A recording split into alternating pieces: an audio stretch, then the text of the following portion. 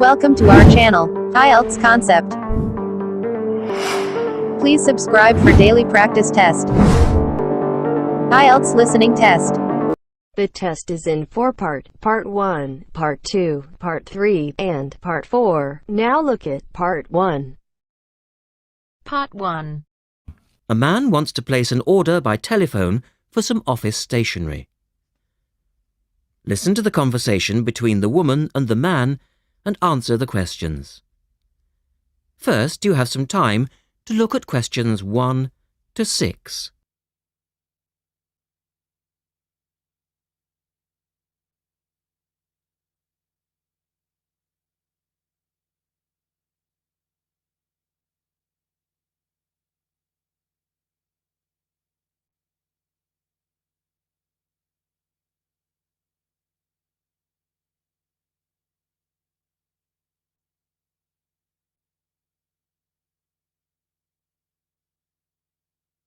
Listen carefully and answer questions 1 to 6.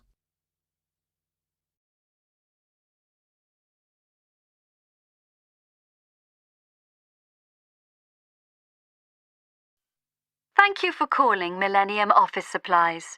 If you would like to place an order, please press 1. Your call has been placed in a queue. A customer service operator will be with you shortly.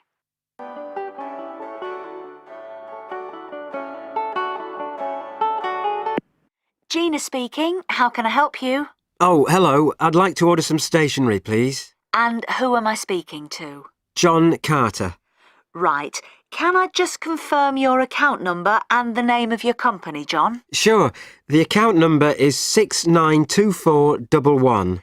692411. Right. And you're from Rainbow Computers? No, the company is Rainbow Communications. Oh, OK. I'll just fix that on the system. Communications. And what would you like to order, John? Envelopes. We need a box of A4, that is, normal size envelopes. White, yellow or manila? We'll have the plain white, please. But the ones with the little windows. OK. One box, A4, white. Just the one box, was it? On second thoughts, make that 2 boxes. We go through heaps of envelopes. As a matter of interest, are they made from recycled paper? No, you can't get white recycled paper. The recycled ones are grey, and they're more expensive, actually. Right, we'll stick to white then. Something else, John? Yes, we need some coloured photocopy paper. What colours do you have? We've got purple, light blue, blue, light green, whatever you want, pretty much. There are 500 sheets to the pack. Right, let's see. We're going to need a lot of blue paper for our new price lists. So can you give us 10 packs, please? Make sure it's the light blue, though. 10 packs of the light blue. The woman asks the man if he needs anything else. Look at questions 8 to 10.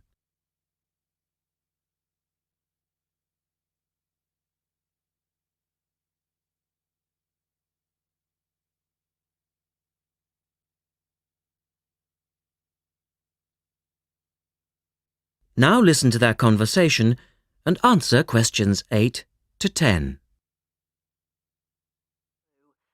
Anything else that we can help you with? Let me think. What else do we need? I'm sure there was something else. Pens, paper clips, fax paper, computer supplies, office furniture?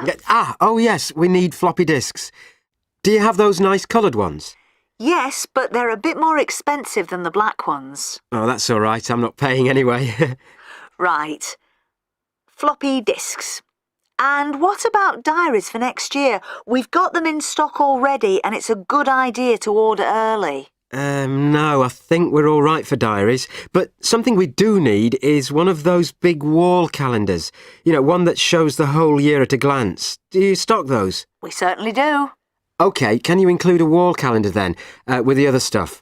Just make sure it's got the whole year on the one side. Sure.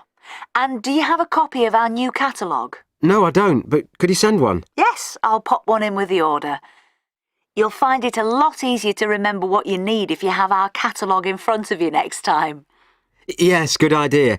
And when can you deliver this? Should be with you tomorrow morning. Can you make sure that it's not after 11:30 a.m?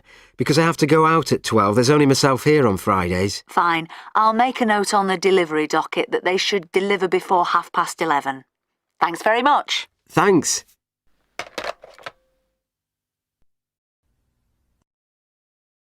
That is the end of part 1. You now have half a minute to check your answers.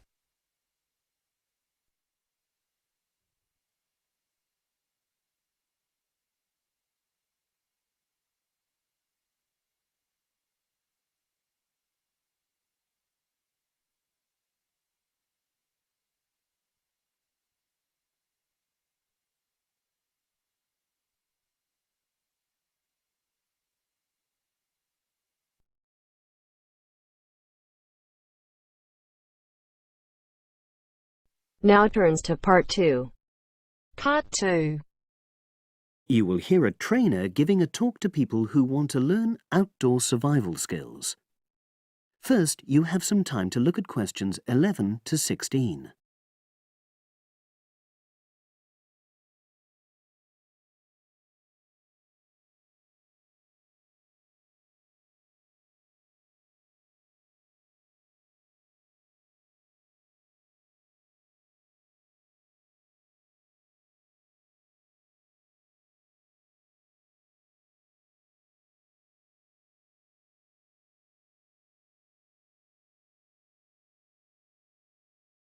Now listen and answer questions 11 to 16.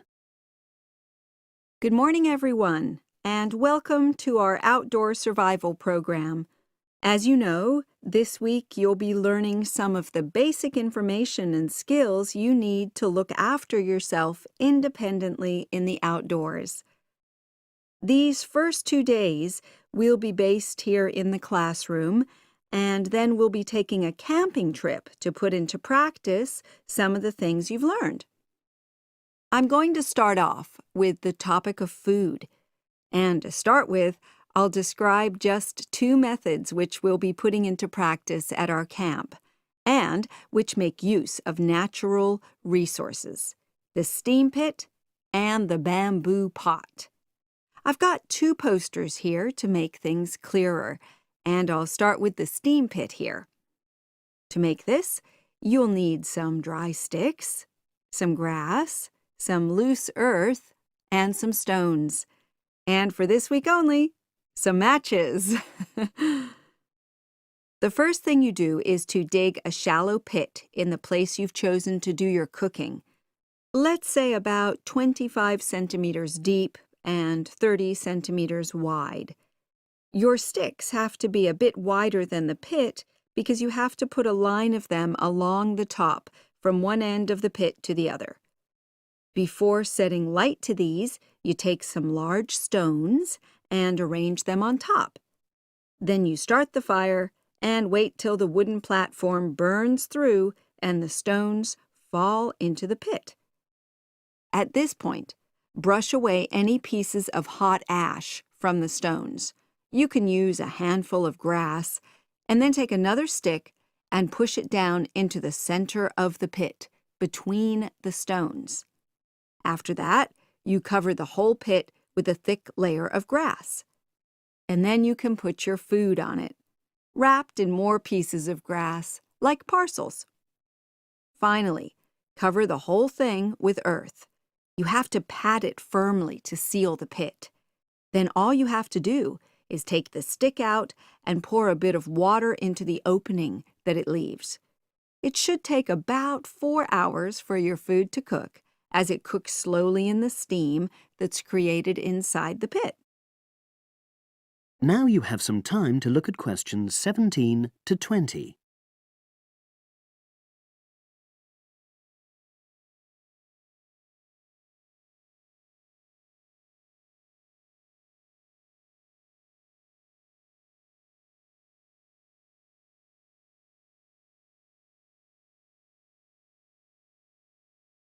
Now listen and answer questions 17 to 20. So, simple but effective. The other method you're going to practice this week is the bamboo oven.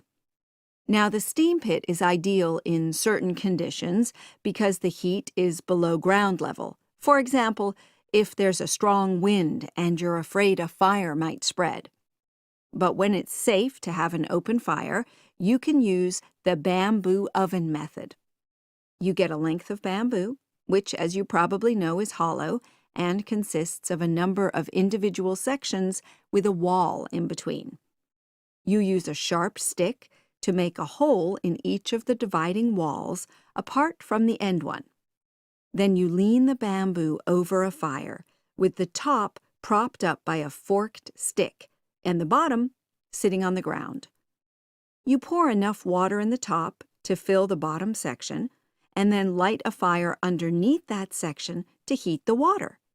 Then you put your food inside the top section, and the steam coming up the bamboo through the holes you made cooks it. I'm going to move on now to food itself and talk about some of the wild plants you might cook. I'm going to begin with fungi. That's mushrooms and toadstools. I'm sure you'll be aware that some of these are edible and they're delicious, but some of them are highly poisonous. Now, whether they're poisonous or not, all fungi that you find in the wild should be cooked before eating, because that helps to destroy any compounds in them that might be mildly toxic. But be aware that any amount of cooking won't make poisonous varieties any safer to eat. Unless you can definitely identify a fungus, you should never eat it. It's not worth the risk. And you need to be really sure, because some fungi that are poisonous are very similar in appearance to certain edible varieties. They can easily be mistaken for each other. So, having said all that, fungi are delicious when they're freshly picked, and although they are only moderately nutritious, they do contain minerals which the body needs. I'll move on now to leafy plants, which are generally... That is the end of part 2. You now have half a minute to check your answers.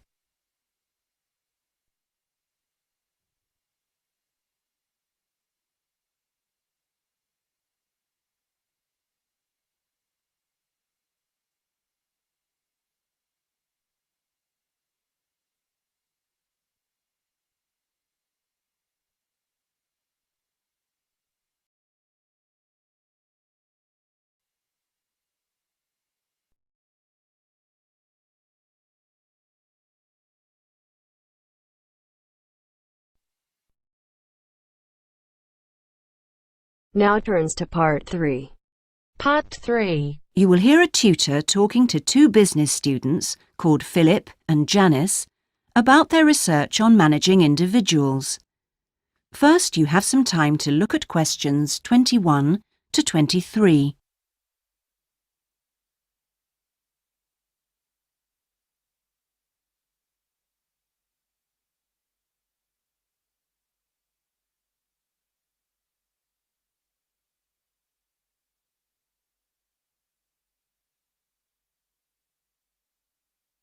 Now listen carefully and answer questions 21 to 23. Well, you've both been looking at different styles of managing individuals in companies and the workplace. How's the research going, Philip? Well, I've been looking at why individualism, individual differences, are such an important area of management studies. When you think about any organisation, be it a family business or a multinational company, they're all fundamentally a group of people working together. But it's what these individuals contribute to their places of work that makes you realise how important they are.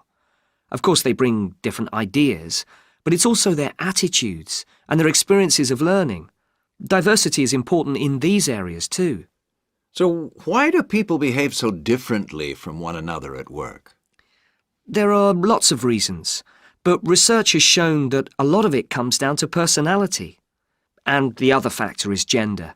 It's a well-known fact that men and women do lots of things in different ways, and the workplace is no different.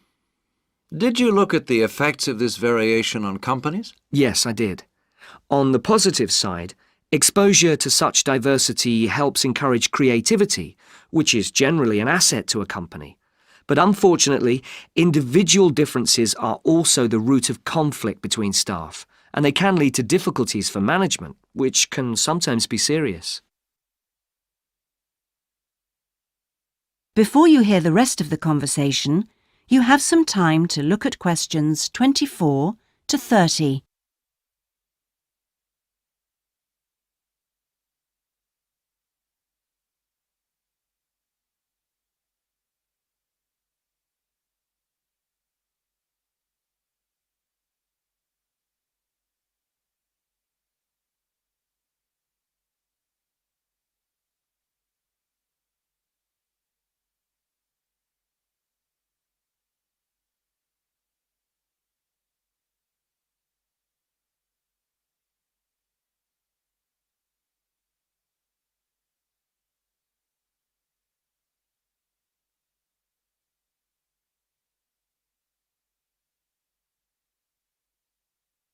Now listen and answer questions 24 to 30.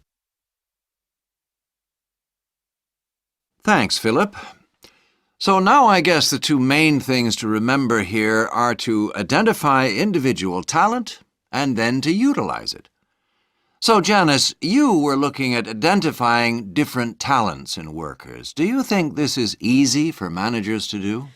Well, currently, teamwork is in fashion in the workplace, and in my opinion, the importance of the individual is generally neglected. What managers should be targeting is those employees who can take the lead in a situation and are not afraid to accept the idea of responsibility. That's true, Janice, but unfortunately, many managers think the entire notion of encouraging individuality amongst their staff is far too hard. Yes, that may be true, but I think one of the most important tasks of managers is to consider the needs of the individual on one hand and group cooperation and conformity on the other. It requires creative thinking on the part of management to avoid tension. So, Janice, what kind of people do you think companies should be looking for?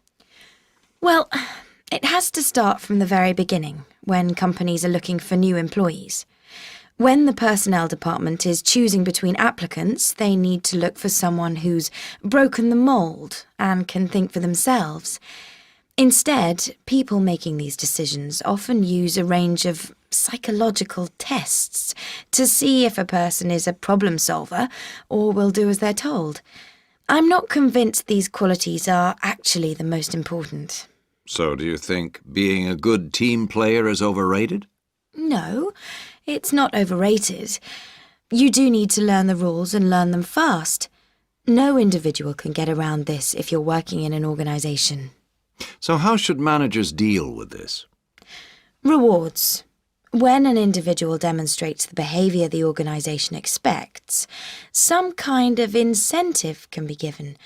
What's important here is that this happens right at the beginning, so new recruits learn the rules of the system immediately. Also, the incentive should be something the individual actually wants, and this isn't always just money. To come back to you, Philip, you were saying that recognition of good performers is essential. Now, what else should managers be looking for? Well, managing people means you not only have an understanding of your employees, but you also recognise the culture of the organisation. In fact, for some organisations, creativity and individuality may be the last thing they want to see during working hours. Very true. Yes, but managing people isn't as easy as it looks. For example, change in the workplace can be quite tricky, especially if there's a need to increase profit. And at times like these, managers may have to give priority to profit rather than individual staff needs. Yes, and that creates difficult situations for people. Yes, But what's important is that managers are able to deal with quite high levels of personal stress. During times of change, they should be thinking not only about the strain on their staff, but take time out to think of themselves. Absolutely. So, what are the implications of that?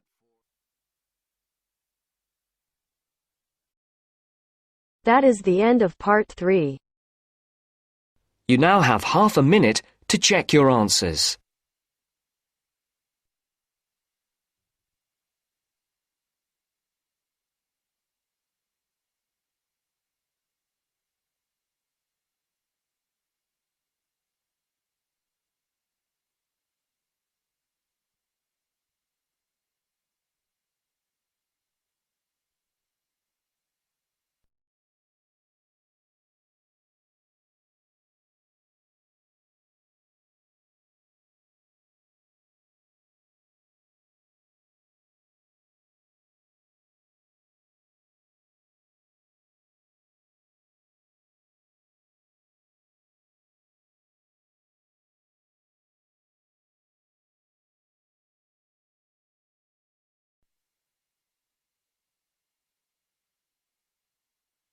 Now turns to part 4.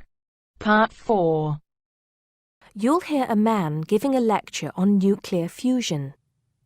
First, you have some time to look at questions 31 to 33.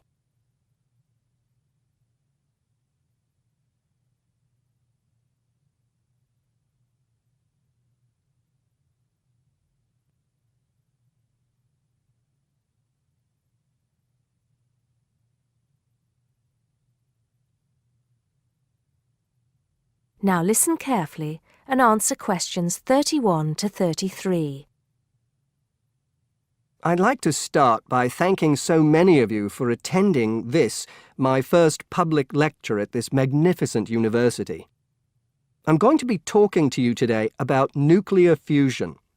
Before I proceed further, I would like to apologize on behalf of some of our newspapers for the sensationalist and hopelessly inaccurate articles that have been published on the subject over the years. I must confess that my own interest in the subject was actually stimulated by an article published more than 50 years ago in a popular Sunday tabloid with the impressive title, Power from the Sea.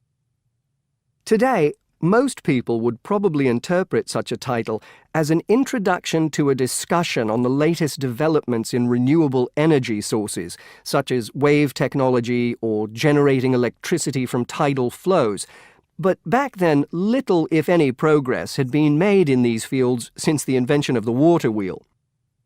As I recall, following coverage of the opening of the world's first commercial nuclear power station, more than 50 years ago now, at Calder Hall in 1956, the article promised that we would have limitless, almost free electricity within 10 years. It claimed that we could do this using an isotope of water, deuterium, from the sea. This would be used in reactors to combine simple molecules of hydrogen to form helium, releasing energy in the process. Of course, this is different from the process of nuclear fission, which today's nuclear reactors use. I wouldn't like to say that the article I read as a boy was totally inaccurate. It's true that the concept of producing energy from nuclear fusion, essentially reproducing the reactions by which our sun and other stars produce energy, depends on fusing atoms of hydrogen, but the timescale suggested was hopelessly wrong. To this day, despite some very embarrassing false claims from scientists who should have known better, we have not been able to produce energy from nuclear fusion in a controllable way. Let me make clear what I mean by this statement, before some journalist in the audience gets hold of the wrong end of the stick. Yes, we have been able to fuse hydrogen atoms to produce helium and a release of energy, but the balance account has always been negative. We've always had to put more energy into the reaction than we've ever succeeded in getting out. We know the theory works, but we still do not know if we can get fusion to work for us and solve the problem of our energy needs. Before you hear the rest of the talk, you have some time to look at questions 34 to 40.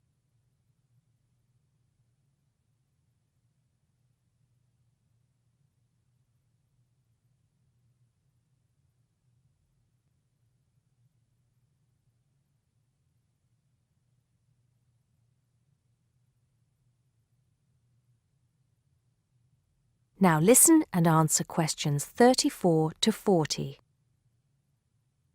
Here, I will briefly explain these problems before going on to give you a summary of the innovative ways being tested to overcome them. First of all, we have to try to understand the incredible physical conditions that exist inside a natural nuclear fusion reactor, such as the Sun. To start with, we have to create temperatures never experienced on our planet. Indeed, if we had experienced the temperatures required, then our planet would never have formed. We have to generate temperatures of at least 100 million degrees Celsius in a carefully controlled environment before we can even hope to produce a fusion reaction. The problems are immense, but it can be done. Many of you will know that you can put your hand into a very hot oven and not get burnt, provided you do not touch any of the surfaces. I won't go into the reasons for this phenomenon here, but we are applying roughly the same principles in designs for fusion reactors. I think I can promise you that the heat will be confined to a very small area. The other major problem we have to find a solution to is pressure. The pressures in a massive body like the Sun are vast, and this is what brings the hydrogen atoms into such close proximity to one another that they fuse into helium. We may not have to achieve the same pressures in a fusion reactor, but even so, it is a huge technological problem. What, then, makes me hopeful about the future of energy from nuclear fusion? Perhaps surprisingly, it is developments in laser technology. We can now use lasers to control the nuclear fuel pellets so that they remain suspended inside the reactor without touching the sides. Remember that these pellets are quite small, and because they contain atoms of deuterium and tritium, the two isotopic forms of hydrogen that can be used in these reactions, they are quite light. The lasers will also compress the fuel pellet to raise the pressure to that required to initiate the fusion reaction. Another, far more powerful laser will be used to heat the fuel pellet to the temperature required. This laser, if you like, will act as the trigger to start the reaction.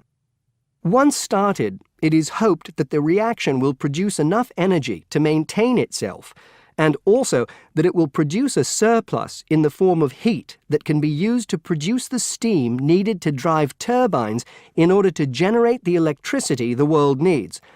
To give you some idea of how much energy we can produce, it has been calculated that just 1 kilogram of fusion fuel is capable of producing the same amount of energy as 10,000 tons of fossil fuel.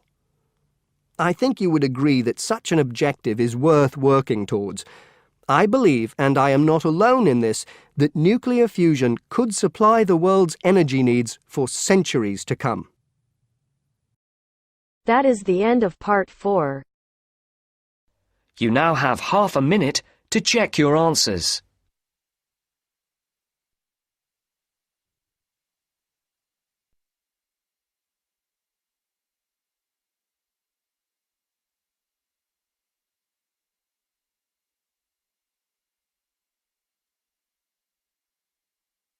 That is the end of the test.